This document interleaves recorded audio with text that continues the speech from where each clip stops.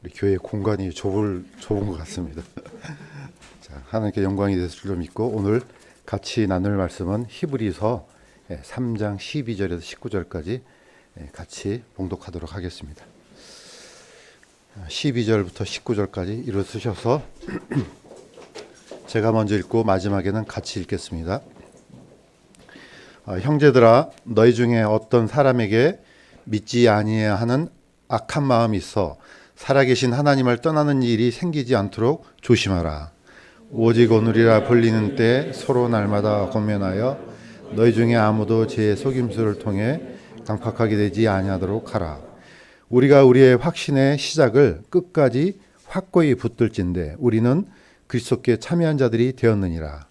주께서 이르시되 오늘 너희가 그분의 음성을 듣거든 경노하게 하던 때에 한 것 같이 너희 마음을 강팍하게 하지 말라 하셨으니 이는 어떤 자들이 듣고 경노하게 하였기 때문이라. 그러므로 모세로 말미암아 이집트에서 나온 모든 자가 그리하지는 아니하였느니라. 그러면 40년 동안 그분께서 누구로 인해 근심하셨느냐? 죄를 지어 사체가 광야에 쓰러진 자들이 아니냐? 또 그분께서 누구에게 맹세하사 그들이 자신의 안식에 들어오지 못하리라고 하셨느냐? 오직 믿지 아니하는 자들이 아니냐?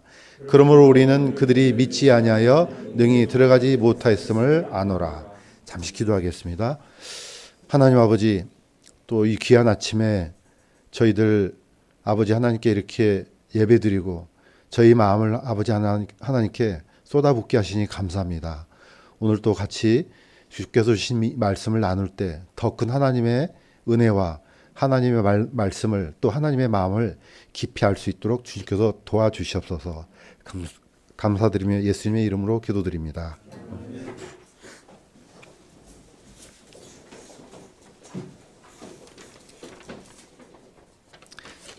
오늘 제목을 끝까지 확고히 이렇게 정해봤습니다. 계속해서 그 전주에 이제 목사님이 믿음의 경주에 대해서 말씀을 나눴고 지난주에는 침례교회의 사회에 대해서 나눠봤습니다. 그래서 오늘 또 그 연장선에서 비슷한 그런 내용은 아니지만 그래도 의미는 비슷한 그런 의미로 말씀을 나누고자 합니다.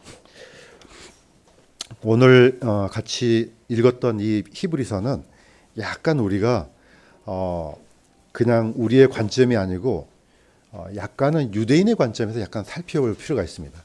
물론 모든 성경이 우리한테 주셨지만은 이 말씀을 기록하게 된 원인과 배경은 약간 우리가 상고를 해볼 필요가 있습니다.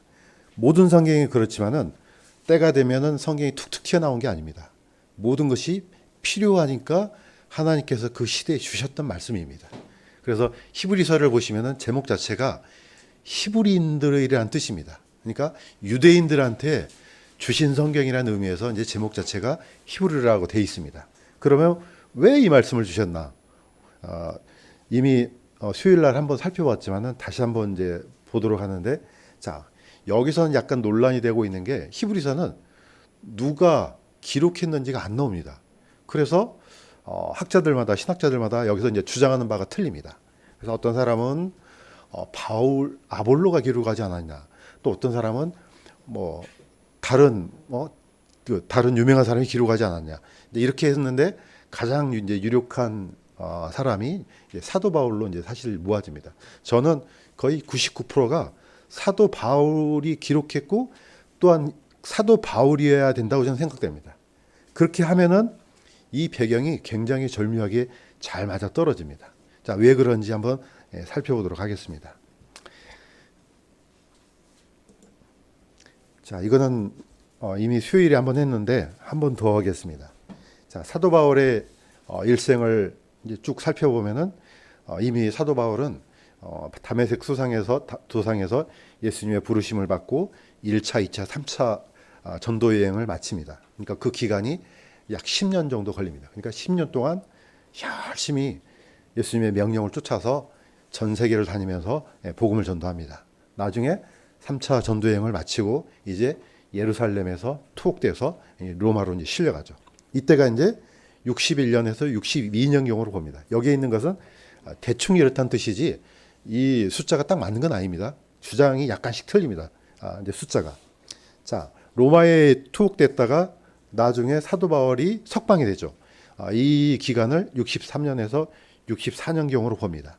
자, 석방돼서 4차 선교 여행을 떠난 것이 거의 확실합니다. 그런데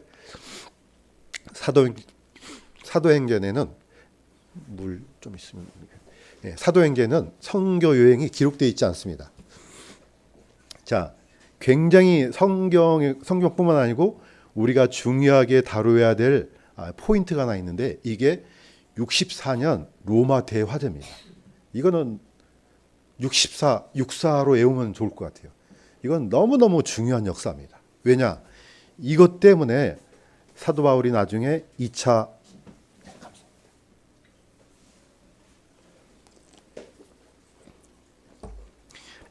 사도 바울이 나중에 두 번째로 투옥되고 나중에 이 사건으로 말미암아 사도 바울이 이제 순교한 그런 역사이기 때문에 이거는 너무너무 중요합니다. 자, 로마 대화제는 우리가 잘 알고 있는 것처럼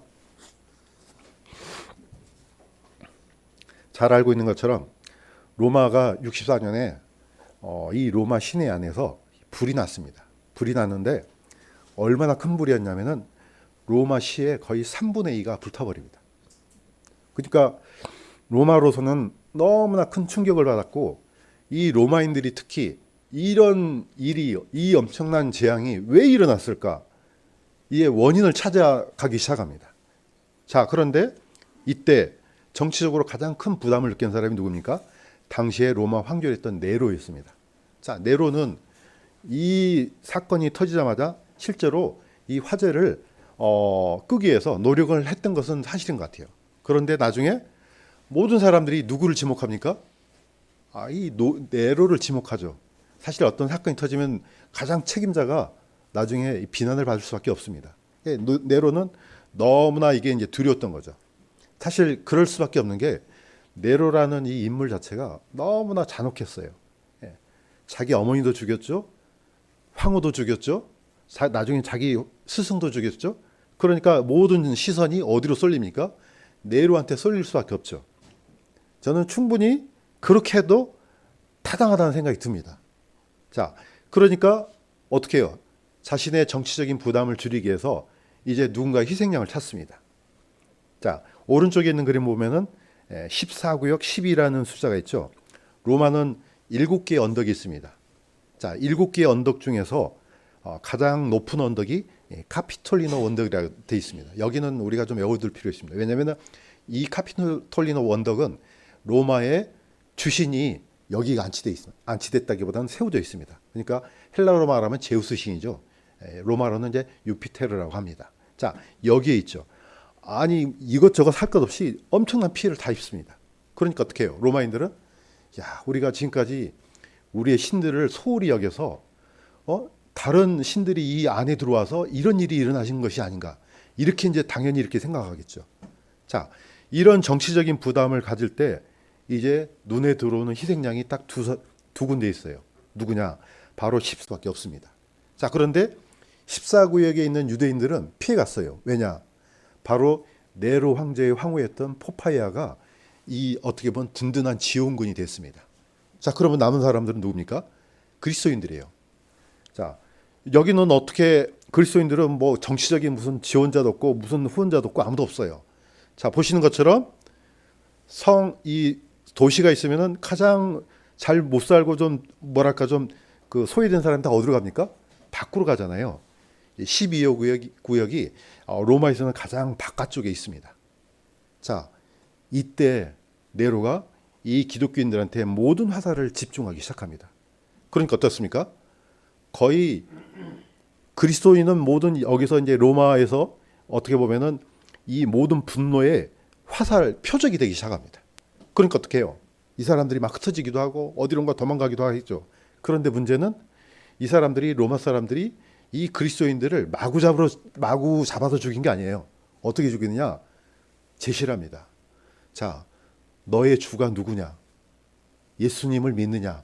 이렇게 질문을 던졌을 때 나는 그리스도인이다 하면은 잡아갑니다.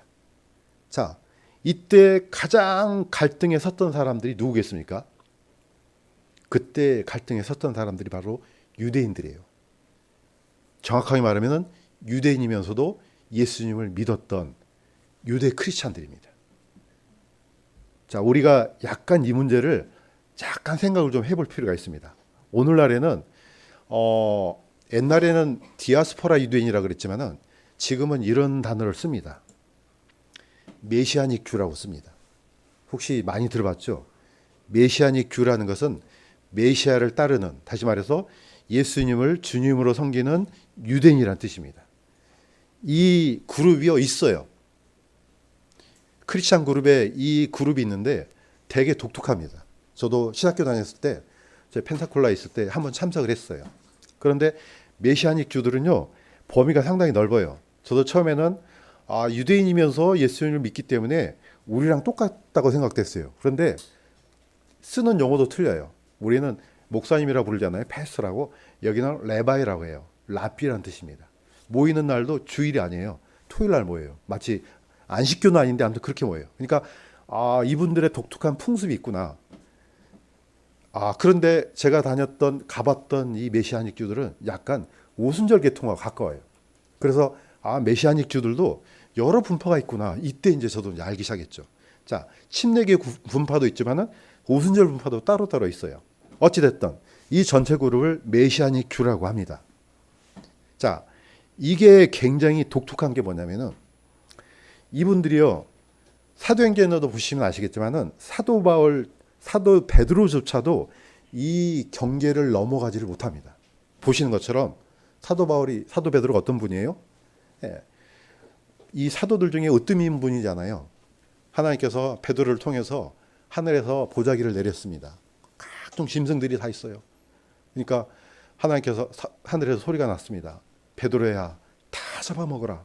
그러니까 베드로가 보니까 기겁할 일이에요. 거기에 막 돼지, 소는 먹어도 되지. 뭐죠 또? 먹지 말아야 될 게. 왜 돼지밖에 생각이 안 나죠? 각종 율법에 어긋나는 것들을 먹어서 안 되는 것들이에요. 이것들이 내려왔는데 다 잡아먹으라니까 나는 이걸 어렸을 때도 먹지 않았다고 딱 거절해 버립니다. 그러니까 하나님께서 깨끗하게 한 것을 네가 더럽다 하지 말라 이렇게 합니다. 무려 3번씩 동일하게 나옵니다. 나중에 베드로가 이게 무슨 일일까 하고 이제 기억하다가 나중에 어떤 사건이 터집니까? 베드로를 나중에 바로 로마인 고넬료의 집으로 보내잖아요. 드디어 베드로가 목격합니다. 이방인들도 우리랑 똑같은 성령이 임하는구나.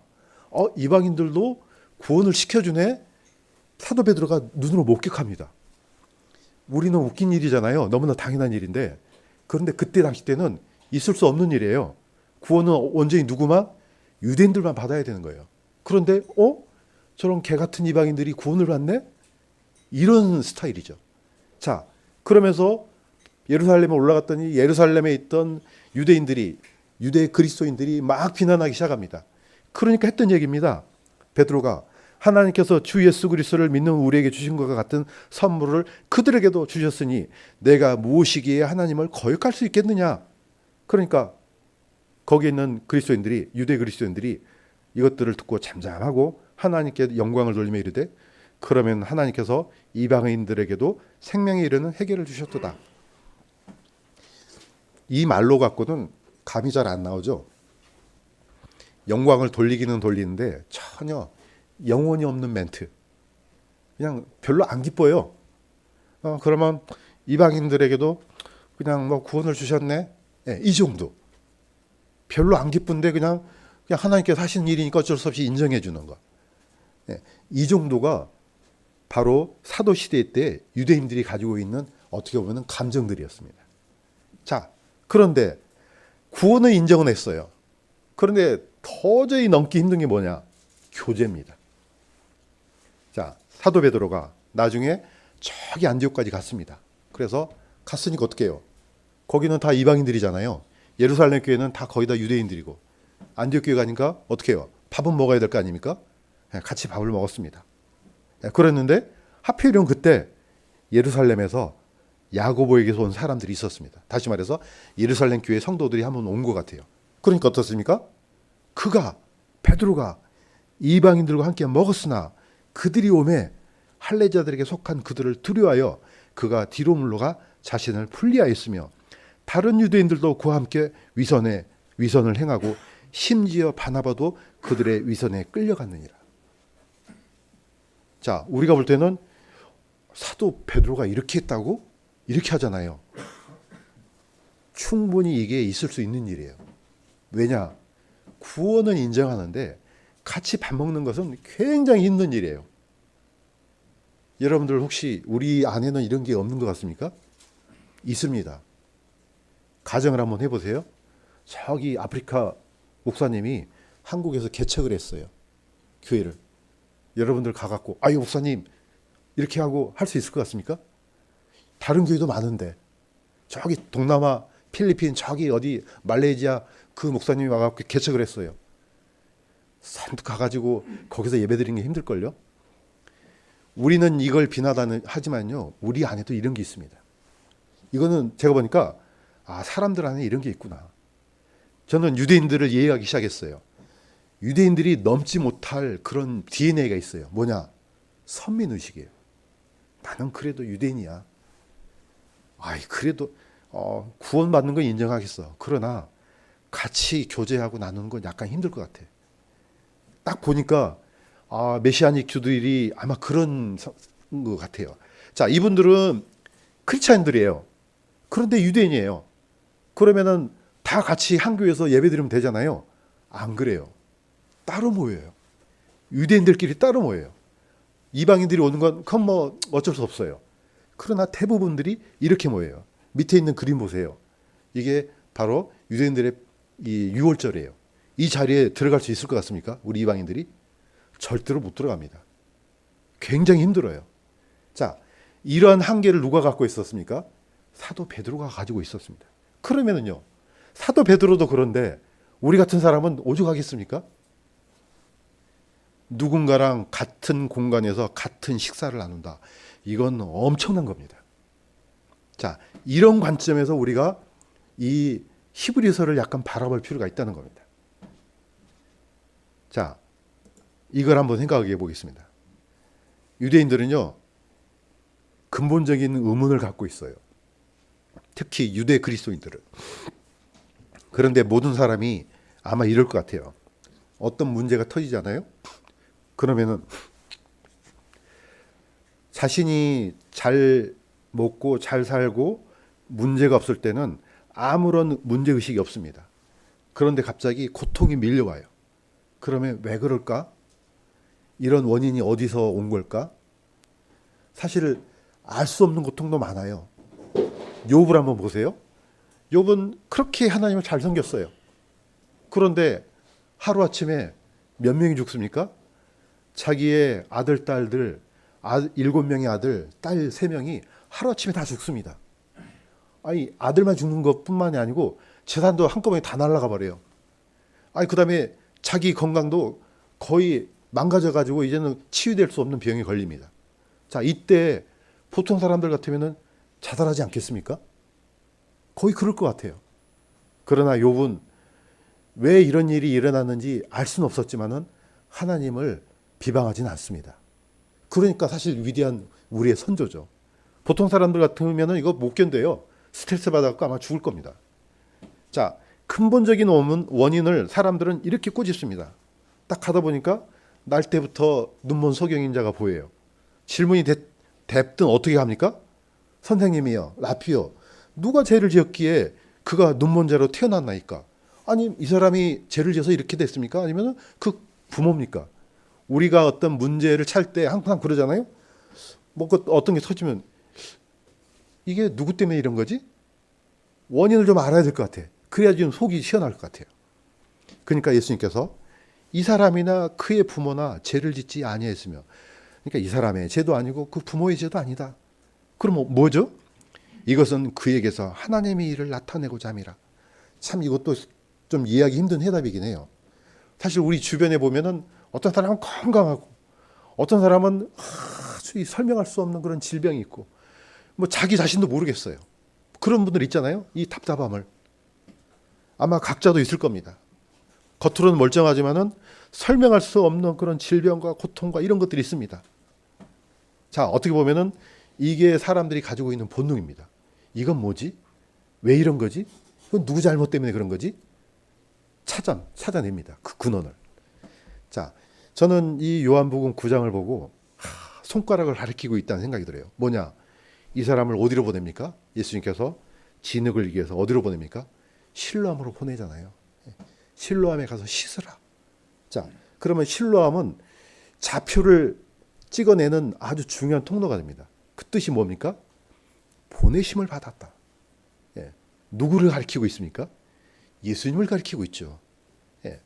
보내심을 받은 분에 의해서 치료를 받으니까 결국은 쭉 올라가면 결국은 하나님이 나와요. 우리는 알 수 없는 수많은 이런 원인을 알 수 없는 질병들이 있어요. 그런데 이걸 계속해서 자꾸 찾으면요, 결국은 하나님의 섭리구나라는 우린 걸 인정하게 됩니다. 사실 우리는 당장이 아프지만은 그 당장이 아픈 것을 통해서 우리는 뭘 합니까? 하나님을 의지하잖아요. 건강한 사람이 하나님을 의지하기보다는 아픈 사람이 더 많이 의지하잖아요. 탕감받는 사람들 중에 10,000달란트 탕감한 사람이 더 많이 기뻐하고 이렇게 하나님을 섬기잖아요. 그러니까 뭔가 뜻이 있단 말이죠. 유대인들이 가장 싫어하고 읽기 싫어하는 성경이 있습니다. 그게 바로 이사야 53장입니다.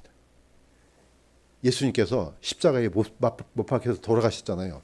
근데 이걸 인정한 사람들이 바로 유대인들이에요. 왜?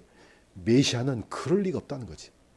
메시아는 우리를 구원하는 강력한 영광의 메시아가 돼야 되는데 이걸 보니까 이분이 메시아야? 유대인들은 이렇게 생각했어요. 참으로 그는 우리의 고통을 짊어지고 우리의 슬픔을 당하였거늘. 이건 당연한 거죠. 예수님께서 고통받는 것은 그분 때문에, 그분이 죄가 있어서 그런 게 아니고 우리의 죄를 대속하기 위해서 돌아가신 겁니다. 그런데 우리는 그가 매를 맞고 하나님께 맞아 고난을 당한다고 생각하였노라. 저분이 저렇게 된 거, 무슨 우리가 알 수 없는 크나큰 죄를 저질렀겠지. 이렇게 생각한다는 겁니다. 각 사람이 어떤 이런 고난을 당하면은 항상 원인을 어디로 돌립니까? 다른 사람들한테 돌려요. 이게 우리의 본능이기도 해요. 최초의 우리 조상 아담이 나중에 하나님께서 왜 선악과를 먹었냐 하니까 누구를 가리킵니까? 하나님께서 나한테 주신 이 하가 이렇게 했다. 나중에 하와는 누구한테 돌립니까? 뱀한테 돌리잖아요. 끊임없이 뭔가 이렇게 하면은 이렇게 돌려요. 이게 우리의 본능입니다. 자, 그때 당시에 유대인들, 왜 사도 바울이 이 히브리서를 기록할 수밖에 없고 이 히브리서가 어떻게 해서 유대인들한테 주신 말씀이 되느냐? 구체적으로 말하면 유대 로마에 있는 그리스도인들, 이분들은 자신들이 받은 이 고통을 어디로 돌립니까? 우리가 유대교를 버렸기 때문에 그렇게 한 거 아니야? 하나님께서 율법 지키라고 했는데 안 지키니까. 당연히 그런 식으로 원인을 찾아갑니다. 이게 아니라는 겁니다. 그래서 히브리서는 엄청난 책이에요. 왜냐? 제가 딱 이렇게 결론을 내려봅니다. 히브리서는 그리스도론의 보고다. 너무너무 중요한 책이에요. 왜냐하면 이거는 이방인들은 설명해도, 당시에는 설명해도 잘 몰라요. 그러나 유대인들은 너무나 쉽게 이해할 수 있는 책이에요. 왜냐? 구약 성경을 알고 있기 때문에. 이 성경에 딱, 물론 끝까지 가도 되겠지만 첫 번째는 이겁니다. 바로 갈팡질팡하고 이쪽에 있는 12구역에서 도망만 치면 뭡니까? 14구역으로 피할 수 있어요. 유대인들은. 그냥 금방 넘어가면 돼요. 왜냐? 거기에 유대 공동체가 있기 때문에. 그런데 그렇게 하지 말라는 겁니다. 왜냐? 예수 그리스도는 모든 대언자보다 뛰어나신 분이다. 자, 이거는 유대인들이 딱 보면 알아요. 그래요? 자, 엘리야나 엘리사 어떤 분들이에요? 엘리야는 하늘에 올라간 사람이고 엘리사는 그 어떤 대언자보다 기적을 많이 베푼 사람이에요. 이 대언자보다 뛰어난 분이라는 거죠. 유대인들이. 그러면 유대인들은 알아먹죠. 그래? 두 번째, 예수 그리스도는 모든 천사보다 뛰어난 분이다. 미가엘이나 가브리엘보다. 천사라는 개념을 우리보다는요, 유대인들은 더 심각하게 받아들입니다. 왜냐? 잘 아시잖아요. 히스기야 왕 때 그 아시리아 군대를 누가 다 쳐부십니까? 천사, 한 명의 천사가 18만 5천 명을 싹 쓸어버립니다. 얼마나 권능이 있습니까? 이 천사보다 뛰어나다. 마지막에는 예수 그리스도는 모세보다 뛰어나다. 그러면 이건요, 완전히 경기가 일어나는 그런 얘기예요. 유대인들한테 모세는 어떤 사람이에요? 거의 신적인 존재입니다. 애굽의 나라를 거의 묵사발 냈죠. 홍해를 갈랐죠. 만나가 40년 동안 내렸죠. 거의 신이에요. 그런 분보다 바로 이 모세보다 뛰어나다. 그래서 예수님께서 하신 말씀이 뭐라고 이야기하십니까? 너희가 진짜로 모세를 믿었느냐? 그러면 나를 믿었으리라. 왜냐? 그가 나에 대해서 기록하였기 때문이라. 그런데 그의 글도 안 믿는데 어찌 내 말을 믿겠느냐? 모세하고 예수님하고 비교를 합니다. 모세는 하나님의 집에서 신실한 자다. 그러나 예수 그리스도는 하나님의 아들이다 이겁니다. 사도 베드로의 이 고백이 왜 위대합니까? 이거는 처음 있는 고백이에요. 이거는 마태복음 16장 16절에는 같이 한번 읽어보겠습니다. 시작. 주는 그리스도시요 살아계신 하나님의 아들이니다. 우리는 감흥이 없어요. 이방인들은 이게 무슨 소리인지 잘 몰라요. 여기서 하나님의 아들이란 말은 당신이 곧 하나님이란 뜻입니다. 유대인들은 아주 심각하게 받아들여요. 자, 하나님은 알겠는데 네가 하나님이라고? 이거는 엄청난 사건이에요. 나중에 도마가 예수님께서 부활하신 후에 예수님을 어떻게 고백했습니까? 나의 주심이여 나의 하나님이시니라. 유대인들이 이 고백을 한 것은요, 구원받은 증거입니다. 우리는 그냥 암송하죠. 그냥 쓱 주는 그리스도시요 살아계시는 하나님의 아들이라. 다 알아요. 그러나 이게 가슴에 박히는 말씀은요, 유대인들이 더 크다는 겁니다.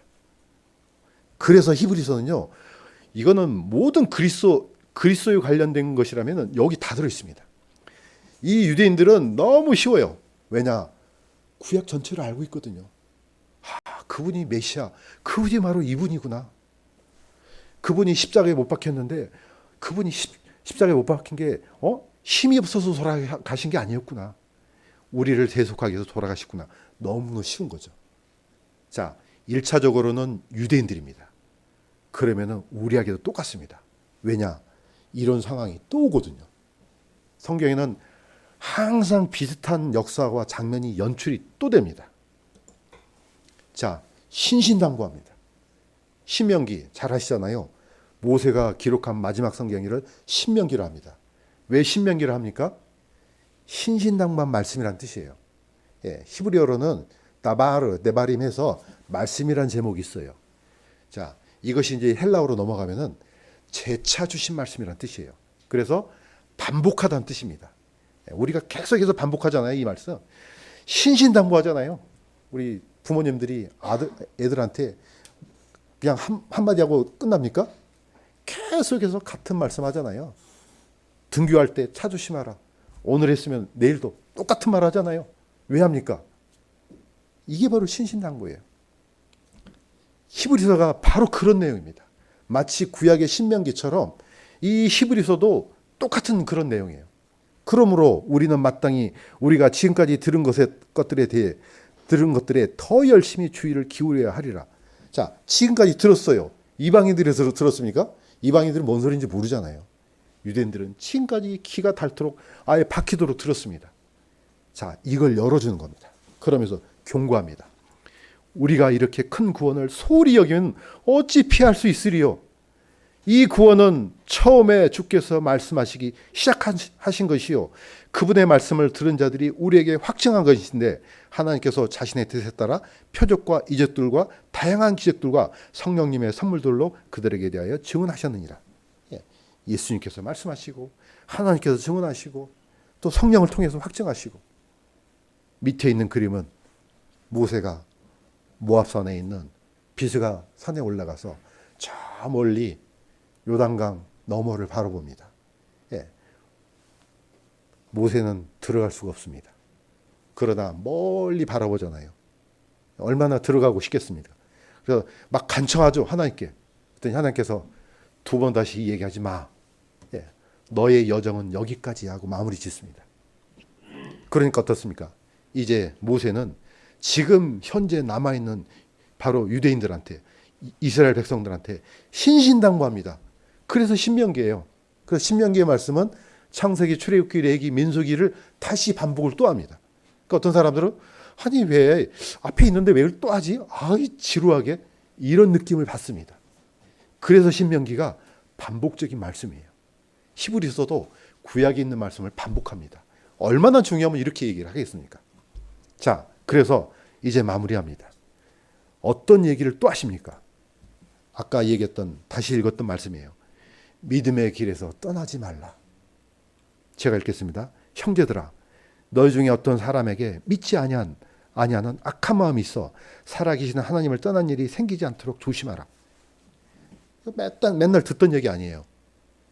그런데 중요한 시점에 있던 사람들이 바로 유대인들이에요. 예, 그 사람들이 믿음을 떠나면 안 되거든요. 자, 성경에는 보면은 처음에는 잘했다가 마지막에 나빠진 사람이 있어요. 대표적인 사람이 누굽니까? 데마입니다. 아마 데마는 영원토록 이 말씀을 들어야 될 거예요. 천국에 가서도 당신이 데마예요? 아예 그냥 써놓고 다닐 거예요. 죄송합니다. 자, 이 데마는 어떤 사람이었어요? 골로새서 보면은 사랑받는 의사 누가와 또 데마가 너에게 인사하느니라. 예, 사도 바울과 같이 사역했던 사람이에요. 같이 전도자예요. 나의 동료 일꾼 마가와 아리스도아가 데마와 누가가 문안하니라. 빌레몬서에도 나와요. 아예 서신서에 데마가 같이 기록했다는 증거예요. 그런데 어떻습니까? 이 훌륭했던 데마가 마지막에, 데마는 이 세상을 사랑하여 나를 버리고 데살로니가로 떠났고, 이게 사도 바울의 마지막 평가입니다. 처음에는 잘했는데, 너무너무 잘했는데 마지막에는 이렇게 망가집니다. 우리는 이것을 뭐라고 합니까? 탈선, 이렇게 하잖아요. 기차가 어떻습니까? 탈선하잖아요. 탈선할 때 혼자만 탈선합니까? 우리가 이걸 명심할 필요가 있습니다. 우리가 그리스도를 떠날 때요, 혼자만 가는 게 아니에요. 그 사람을 따라서 가는 사람이 있습니다. 그러니까 무서운 거예요. 우리 그리스도인 한 사람 한 사람이 너무 중요해요. 그 한 사람이 망가지잖아요. 줄줄이 사탕이에요. 그래서 한 사람이 그리스도 안에 너무나 중요한 사역자이니까 정말로 우리가 굳건하게 설 필요가 있는 겁니다. 두 번째는 마음이 완악하게 되지 않도록 하라. 자, 이거는 같이 한번 읽어보겠습니다. 첫 번째, 시작. 오직 오늘이라 불리는 때에 서로 날마다 권면하여 너희 중에 아무도 제 속임수를 통해 강팍하게 되지 않도록 하라. 마음이요, 어떨 때는요, 내가 내 자신을 모를 수도 있어요. 때로는 이 마음을 내가 이렇게 통제가 안 되는 경우가 있어요. 이 정도 가면은 위험한 겁니다.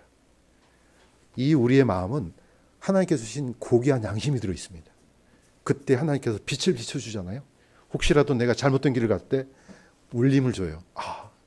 내가 이렇게 하면 안 되겠지. 돌이킵니다. 그런데 이게 점점점 굳어져요. 어떻게 됩니까? 굳어지기 시작하면은 이 마음이 기능을 못하게 됩니다. 자, 그래서 이 마음을 날마다, 우리가 왜 날마다 큐티합니까? 이걸 굉장히 사소하게 생각하는 사람들이 있습니다. 날마다 말씀 듣고, 날마다 기도하고, 성전에 보면은 물두멍이 있습니다. 왜 거기 오늘 세수했으면은 내일 안 해도 되잖아요. 날마다 세수하잖아요. 마음도 그래야 된다는 겁니다. 그래야지 이게 작동이 됩니다.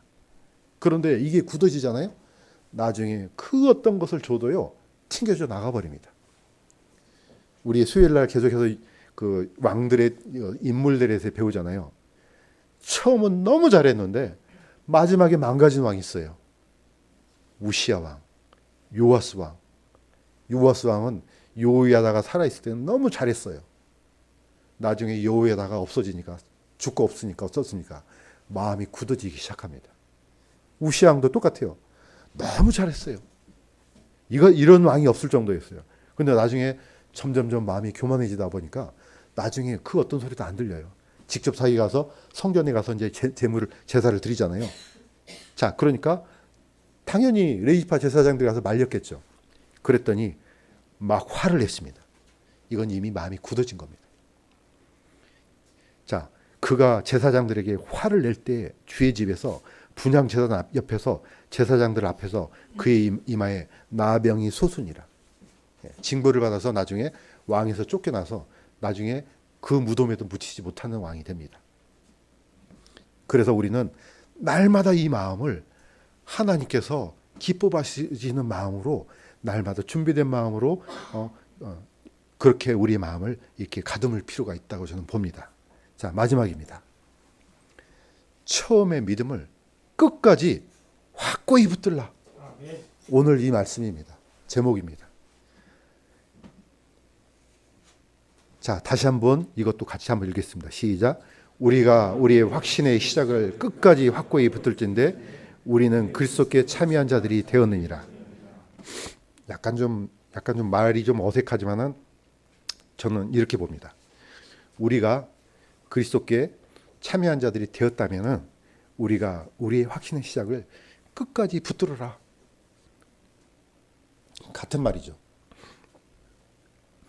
자, 처음부터 끝까지 잘한 사람, 이건 대단한 사람이죠.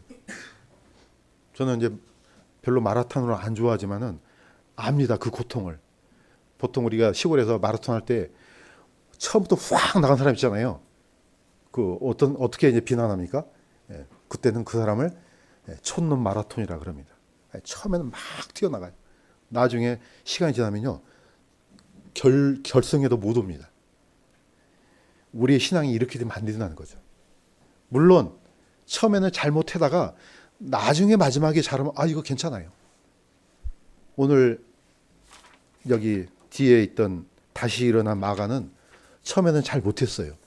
그러나 마지막에 돌이켜서 마무리를 잘한 분이에요. 그러니까 어떻게 해요? 마가 복음이 기록된 겁니다. 얼마나 위대한 사람입니까? 처음에는 잘못했는데 마지막 마무리를 너무 잘했어요. 그런데 처음은 잘했는데 마지막이 나빠요. 이거는 가장 피해야 될 사람들이에요. 우리는 우리 신앙이 이렇게 되면 안 된다고 저는 믿습니다. 그런데 처음 시작했는데 마지막까지 잘해요.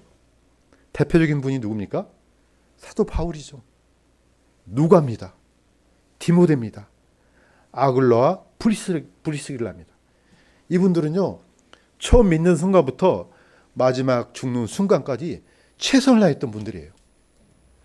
자, 우리 목사님께서 한번 하셨던 말씀이지만 이것도 한번 같이 읽고 마무리를 짓겠습니다. 시작.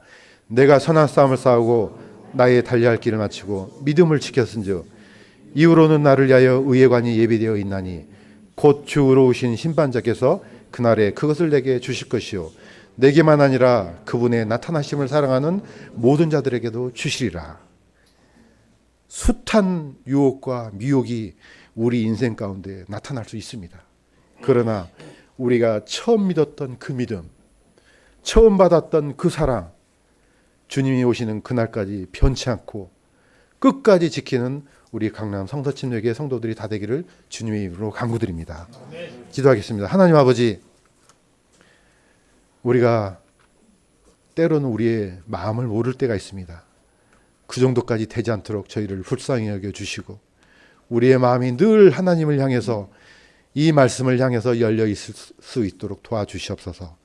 그리하여서 우리에게 말씀하실 때 우리는 언제라도 돌이켜서 끝까지 이 믿음의 경주를 다할 수 있도록 도와주시옵소서. 이 교회를 섬기고 있는 우리 목사님과 사모님,